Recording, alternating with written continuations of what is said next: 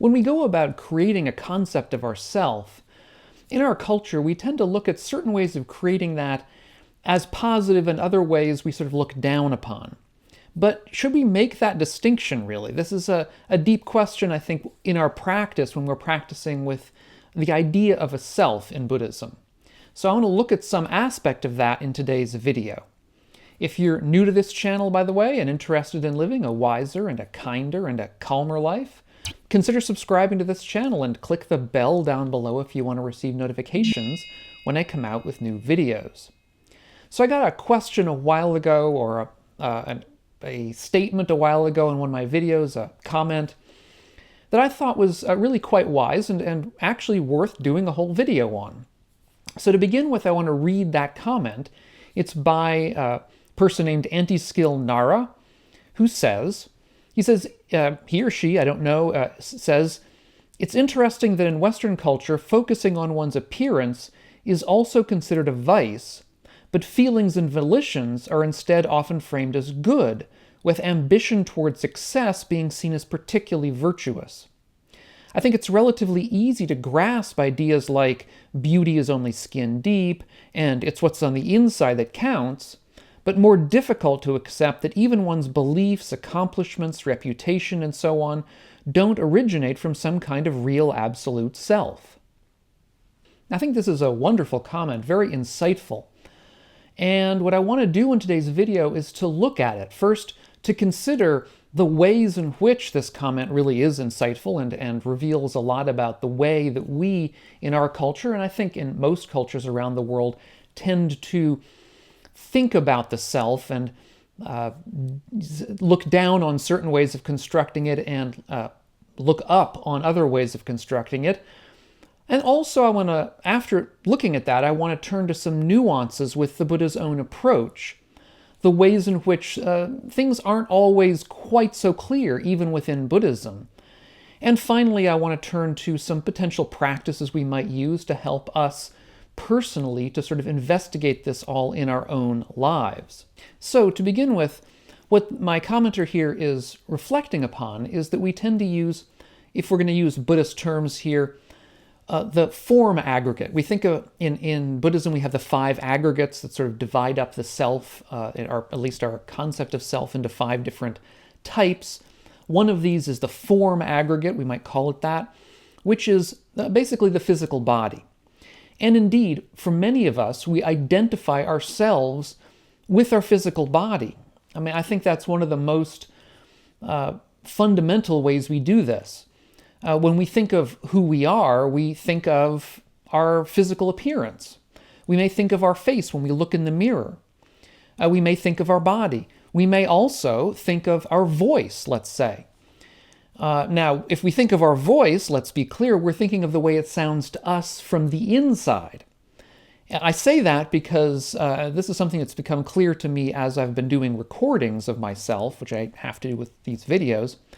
When you do a recording of yourself and play it back, you sound weird. You tend to sound like somebody else because you're used to the way you sound from the inside.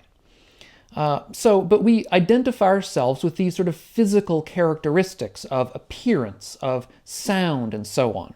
Although this is the simplest and easiest and perhaps most direct way that we tend to identify who we are, identify with ourselves, it's also the easiest to see through, to see the problems with. As this commenter noted, we have all these sort of little nuggets of wisdom, like beauty is only skin deep and so on. You can't judge a book by its cover, these kinds of expressions that help us to understand, or at least reveal what people have understood, that you aren't what you look like, really. I think we all know that physical appearance can change. I myself have undergone, and I've discussed this in past videos, a number of surgeries for basal cell carcinoma, which I've had on my face, and after each of these surgeries, which are, let's be fair, minor surgeries, I look a little bit different. I end up looking slightly different afterwards than I did before. Again, these are minor issues, but, I notice them. People around me might notice them, although I'm not really sure. But certainly for people who undergo much more serious kinds of surgeries, illnesses, cancer, and so on, the physical appearance can change quite radically if they have injuries, burn injuries, and so on. And we all know that those things are essentially skin deep. They don't really touch, well, in a sense, they don't really touch who we are, although they certainly do, they can completely change what we look like. And over time, we also know that we age. And as we go from being children to being older and older and older, our appearance changes. And many of us, of course, do all we can do to halt that change in various respects. So we try to stop it from changing, but we know that eventually that's going to be futile. And in the same way, we can lose our voice. We can lose our voice or change our voice because of an illness of some kind. Usually it's temporary. But some people also have illnesses in which they lose their voice completely, or their voice can be changed. This is mostly a problem for people who are professionals, say singers and so on, but it can happen to anybody. And I think this awareness that although we tend to identify who we are with things that are physical, with physicality, that this is not really appropriate. This kind of attitude is held in many, even most religions and belief systems around the world. It's not something that's particularly controversial, shall we say. I think in most religions, most belief systems around the world, we sort of tend to see through this rather superficial tendency to identify ourselves with our physical body or physical appearance. And indeed, we can do meditations on these very topics if we find ourselves clinging to the physical appearance, the physical body as who we are. The reflections that I've just made, just discussed in this video, are the kinds of reflections that you can go over in your own life if you find yourselves clinging to your body or your appearance. On the other hand, in many parts of the world, and indeed in many belief systems, we do tend to identify ourselves with our accomplishments, with our willpower, with our mind and mental abilities. That is less controversial. That is something that's done more actively. Or we identify ourselves with our viewpoints, our beliefs. So I may not be, in some deep sense, a guy who looks like this, but I'll tend to think of myself, or we tend to think of ourselves as like, well, I'll put it in my own terms. I'm the guy who started Doug's Dharma here on YouTube, let's say. Or I'm the guy who loves coffee and chocolate and doesn't particularly like melon. These kinds of things. We identify ourselves with our viewpoints, with our preferences, beliefs, and so on. And that's a kind of thing that is harder to get out from under. And we tend to see a sort of an absolute, a permanent, an unchanging self that persists underneath all of this, that we're getting at by saying, I'm the person who did this, I'm the person with these beliefs, I'm the person with these opinions and preferences. I'm the sort of person who likes coffee and chocolate. Here we sort of think of ourselves as tapping into some deep essence of who we really are that lies underneath our appearances. And that's also a kind of delusion. We get at that delusion, we begin to see that delusion when we think of when we think along these lines, when we think along the lines of, I'm not the same person who did such and so. Oftentimes we'll have that feeling. I just came out with a book recently. If you haven't seen it, I'll leave a link to it down below, of course. But in any event, when I think back on having written that book, it feels to me, in a real sense, as though it was a different person who wrote it than the person that I am now. I wrote it a while ago, obviously. It took a while to write. I was in a different mental place then than I am now. It feels like somebody else did it. And I'm not the only person who says this. I've heard other people say similar things about having done things in the past and feeling like you're quite a different person. Now, when we say that, Oftentimes we have the feeling that we're only speaking in a sort of a manner of speaking. I mean, yeah, it sort of feels like we're a different person, but really we're the exact same person, right? I mean, that's kind of how we in our culture tend to look at that sort of expression. There's a kind of a dissonance between how we feel about that person in the past who did those things and our ordinary beliefs about being the same person throughout. Now, to turn to the Buddha's own opinions on this in early Buddhism, the records that we have, the Buddha actually seems to have essentially rejected both options. That is to say, he felt that both the option that you were exactly the same person as that guy in the past or that woman in the past, and the option that you were a totally different person now than that person in the past, both of these options are, for one reason or another, not correct. They're not right. There's something wrong with both of them. So, for example, to take the idea that I'm exactly the same person as I was in the past, well, we can see the problems with that, as I've just said. We often, if we really think back on that person in the past, we often see that we're quite different. We often will think to ourselves, if I'd only known then what I know now, if I had only been the sort of person that I am now, I wouldn't have done that, right? Or I would have done that differently. Well, that's an insight to the fact that you're different, that something's changed. I mean, I can remember back in the past when I had quite different beliefs, even quite different preferences. I can remember a time when I didn't even like coffee, for God's sake. I mean, and that is something that I can hardly imagine right now, but there was a time when I was younger when I didn't like coffee.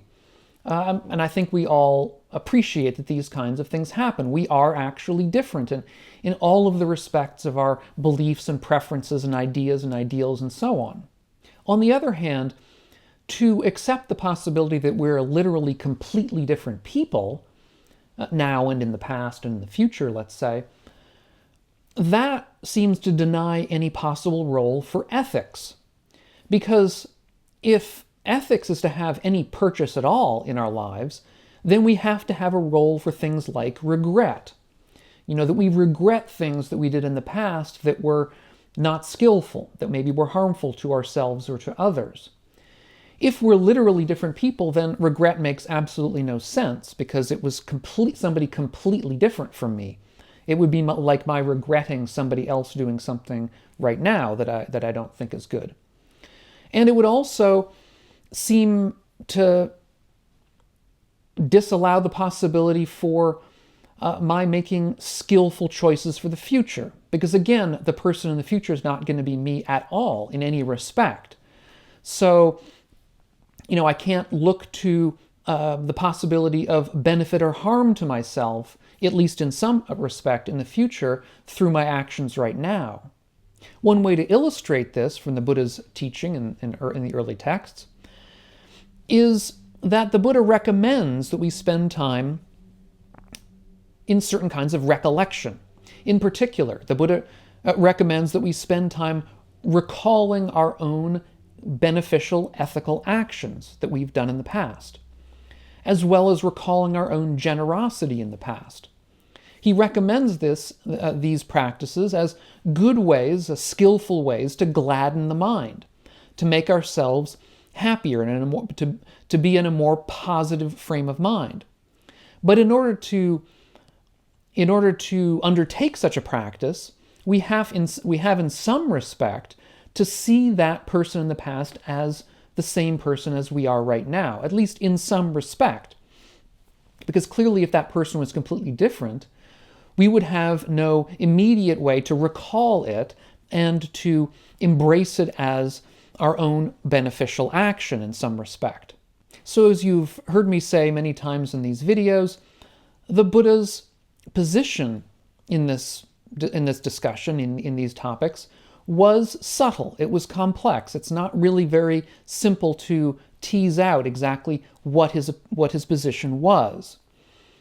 But the important thing here is that there's a big distinction between recalling some beneficial action that we view as ourselves having done in the past and clinging to it in the sense of identifying with it, in the sense of taking it as ours. There's a big distinction between these two. It's in the frame of mind with which we hold it. So, for example, if we're clinging to it and identifying with it and thinking of it as ours, that makes it a sort of an egoistic kind of practice, and one that is not going to be as helpful to us. Because after all, in some respect, what we did in the past, these good things, are not entirely under our control, just as our physical appearance is not entirely under our control. I mean, one of the arguments for saying that we should not identify ourselves so clearly with our physical appearance is that, again, it's not something that we could control. I mean, we have some minor control over how we look, of course. We can beautify ourselves in various respects. We can exercise and so on, which will help us perhaps look a certain way. But a lot of the way we look is genetic, has to do with a past over which we have no control. And in the same way, though, our willpower, the things that we did in the past, also depend upon our own internal makeup, depend upon our past, depend upon even our genetics to an extent, and certainly depend upon our context, our environment, that allowed us to have certain options and not others. And in that respect, the good that we did in the past, the beneficial actions, the generosity, these are not entirely the sorts of things that we can take complete credit for. And so insofar as we're grasping at them, insofar as we're clinging to them as, who I really am, we're again getting ourselves into a kind of less skillful place. So the point here is that the Buddha had a nuanced position with regard to sort of how we construct a sense of self. We certainly don't want to construct a sense of self based around our physical appearance. That would really not be very helpful. It's also delusional to create a sense of self around our mental activity. However, it can be useful in certain respects. In other words, it can be useful to think of ourselves as ethical. In other words, to recall our ethical actions. It can be useful to recall our generosity as ways of gladdening the mind and as also ways of spurring us to good action in the future. Now, in order to, I think, realize these subtleties, it may help to provide a practice here. And one practice I would suggest is to undertake the kind of recollections that the Buddha suggests. I had a separate video on those recollections. I've suggested a couple of them right here, but there were others. I'll leave a link to that video down below if you haven't seen it and want to see the sort of full list of recollections that he suggests. However, when you're doing that, when you're doing those recollections, and in particular the ones that we discussed in today's video, try to see when you're simply recalling these as the Buddha suggests to gladden the mind and perhaps provide some spur to further action, and when you're recalling them in order to sort of puff up your ego, or when that recollection involves you in conceit of a certain kind, of thinking of yourselves better than other people. That is the clinging aspect. That is the egoistic aspect, and the aspect that, of course, is not helpful to us in the long run.